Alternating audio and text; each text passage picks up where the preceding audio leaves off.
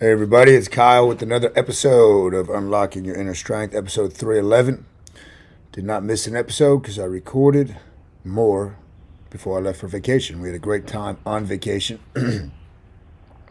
Florida sunshine always feels good.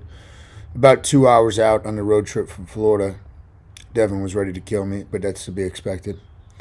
It's hard to stay in the car with me for 20 plus hours.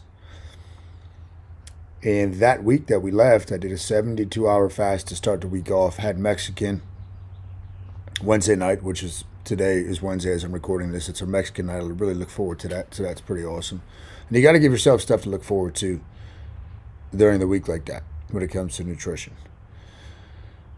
Anyhow, we left on a Thursday afternoon, and I knew I wanted to push it and see how far we could get. So I had made up my mind that, hey, you know what?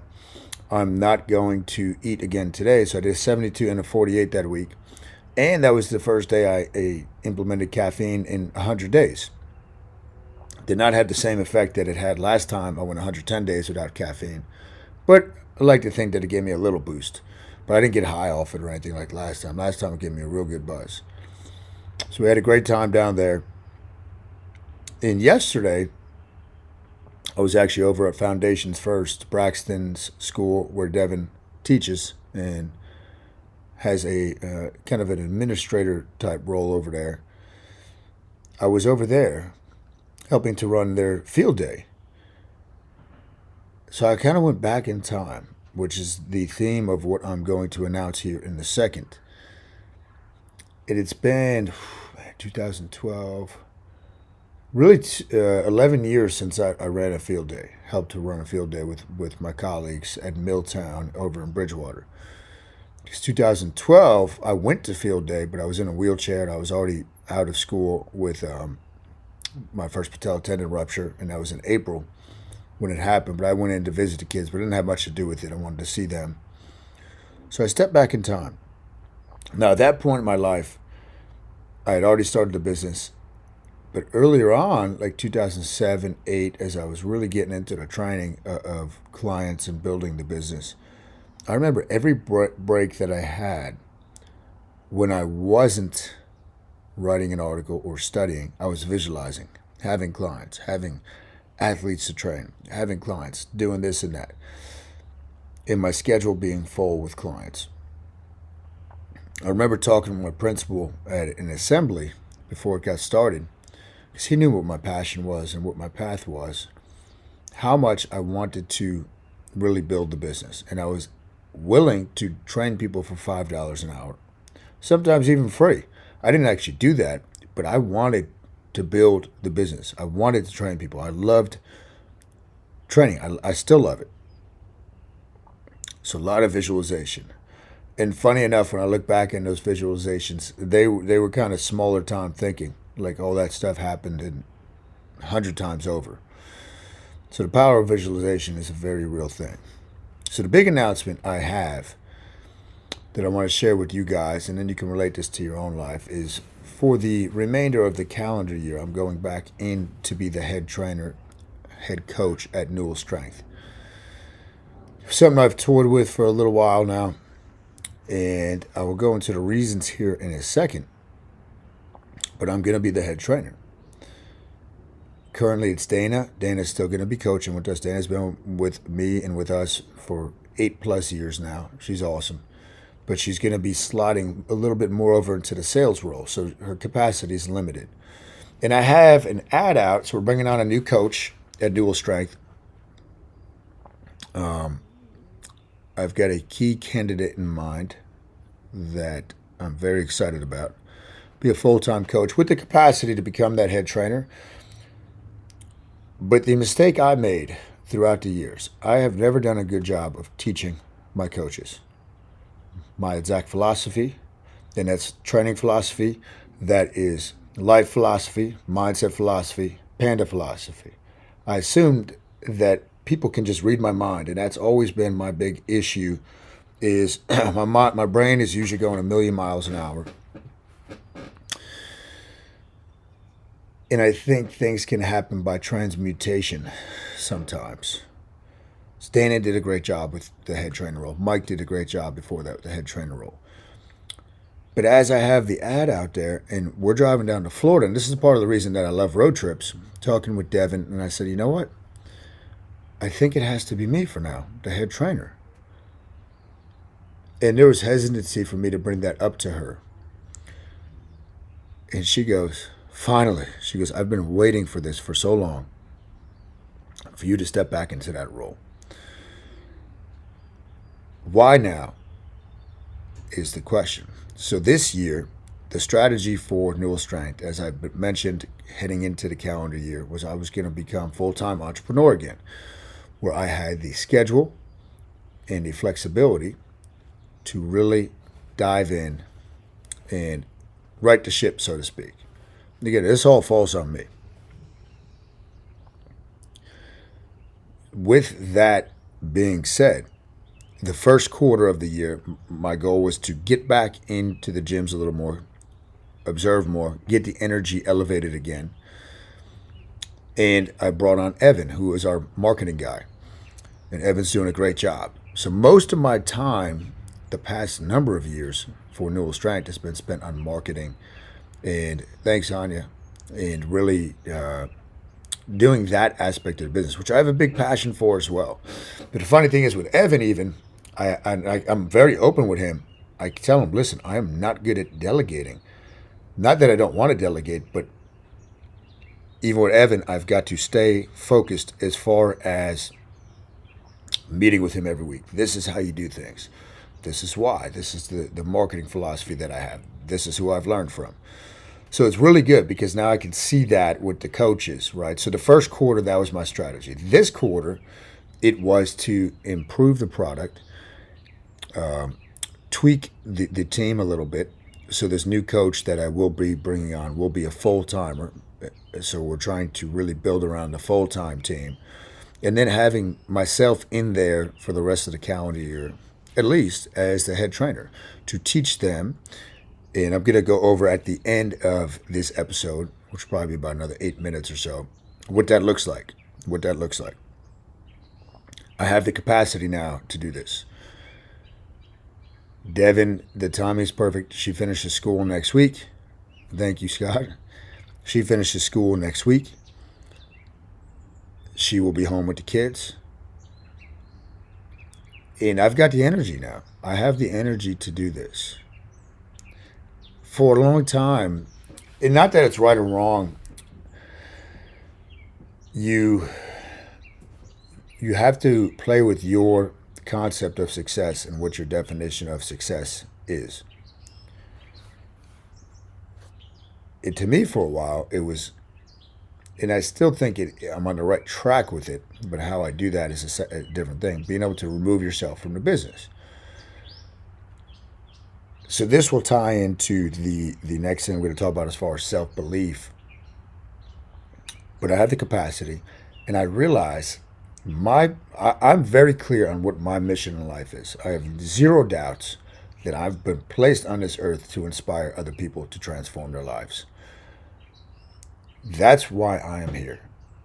And whether that's through training, whether that's through conversation, writing, mind mapping, fasting, listening, whatever that is, whatever the vehicle is at that current relationship with whoever it is, my mission in life is to transform people's lives, to inspire people to transform their lives.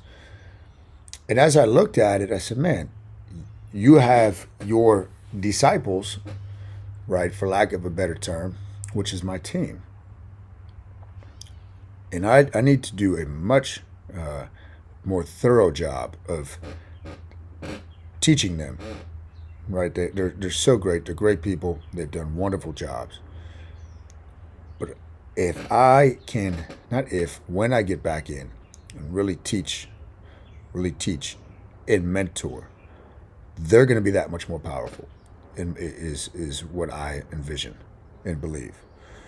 So I also get clear on my role in life, right? So my role right now in life, I'm a father, I'm a husband, and then I'm a coach. Those are my three primary things. Father, husband, and I'm a coach at heart. Louis Simmons, who was a mentor to me, he's in one of my books. I talk with Louis graciously and gratefully 6 times in my life. Probably about an hour long conversation each time, maybe more for some of them. Louis was a legend. Louis died about a month ago, and I think I talked about this recently. He's the third of my 5 fitness mentors that have passed recently. And all of them were still teaching and coaching right up to the time of their death. So they were lifelong coaches. So I'm a coach. That's what I do. And that's something that's becoming more and more clear to me. As a coach, the term comes from stagecoach. It's to be able to get somebody from point A to point B. And point B is a spot that they can't get to on their own, right? So I'm going to be coaching one way or another in some capacity my whole life, whether that's actual physical training, whether it's mind map clients, whatever it is. I'm a coach. In being a father, I've got to lead by example for my children. You know, they're young. They're 6, 4, and 2. But believe me, they're watching what I do. You know, just as your kids watch what you do all the time. So really building something that they can be proud of. That's going to be part of the legacy I leave behind. Not that they have to get involved in Newell Strength at all. But to build something that can stand, that they can be proud of. Maybe they want to take over one day. Or maybe that can stand long after I'm gone, right? Like if Newell Strength exists after I'm gone from this earth, I mean, imagine that, right?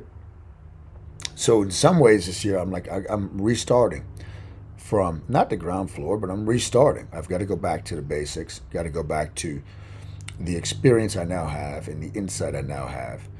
So real excited about that. And I'm a leader, guys. I know I'm a leader. We're all leaders in our own lives, and I realize that I'm a leader, right? You look at it, it's coming up on a 2-year anniversary. There's just one example of leadership where we opened the gym to defy the governor's orders. And I'll do a show on that next week. I'll give you more insight into what happened behind the scenes now that we're 2 years out from that. But I am a leader. But just because I'm a leader, it doesn't mean that sometimes I am bulletproof or I have 100% self-belief, right? I'm a very strong-hearted, strong-minded person. But I have the imposter syndrome all the time, like everybody else does. Like, why do people listen to me? You know, man, people are going to figure out that I'm a phony, that maybe you don't really know what you're talking about. And that is something that, I'm not going to say that it's a struggle, but that's something that's always present. I don't care who you are. The imposter syndrome. And Devon would remind me, and she reminded me on this recent road trip, that your team wants to learn from you. You have so much to offer them and to share with them. You have to do it. And in my mind, a lot of times I'm like, they don't want to learn, from me. There's other people that are doing a good job teaching them. It's just a silly mindset. So I guess really being confident in the fact that when I look at it as a coach, I know I'm one of the best in the world. And I don't care what anybody thinks about when they hear that. I really know that I am. And when I set out I remember Brooks, when my older brother, when he gave the speech at our wedding, the best man speech, part of it was, at that point we had already opened the first facility. And he says, he's like, I remember, it was a real good speech, but he's like, I remember when, Kyle would tell me he wanted to be the best strength coach in the world. And that's what he just had his mindset on. And again, it doesn't necessarily have to be a strength coach, but it's the best coach. And I believe I'm one of the best in the world. So I've got to realize that and share that with my team. So what does this look like before I wrap up here? So I'll be teaching my coaches every week in private sessions. I'll be in both of the gyms throughout the week, observing and coaching some of the sessions. Obviously, I'm not going to be coaching 60 hours a week. I do not have the capacity for that. but I'm strategizing this week. I'll have my schedule finalized, so I can make sure I'm in each gym and kind of spread out evenly to really, like I said, get things to my standard. Not and that 100% falls on me. But 100% falls on me, and that's where we can inspire more people to transform their lives. So that is my big announcement that I've been excited to share with you guys. Appreciate all the support, and yeah, we got a lot of good stuff coming up. We got a lot of good stuff with Newell Strength coming up. Got a lot of good stuff just in life coming up. And these also are the new Panda hats. So pretty cool. I'll be getting t-shirts made of these like this very soon. But thank you guys, as always, for all the support you always and all, show me, and all the love you always show me. And yeah, I'm just really pumped about this. I was making June's warm-ups already, so I got ideas what I want to do with the programming and whatnot. And thank goodness I have such a good, thank God I should say, I have such a great team, to support me at Newell Strength. And I will decom the schedule. Once that is finalized, I'll be sharing it with the members. And yeah, looking forward to it, guys. So just remember, wherever you're at in life, always be fluid. Put your ego aside and realize sometimes you have to reinvent yourself. Sometimes that just means getting back to the basics. All right, guys. You guys have a great day. I will catch you all later.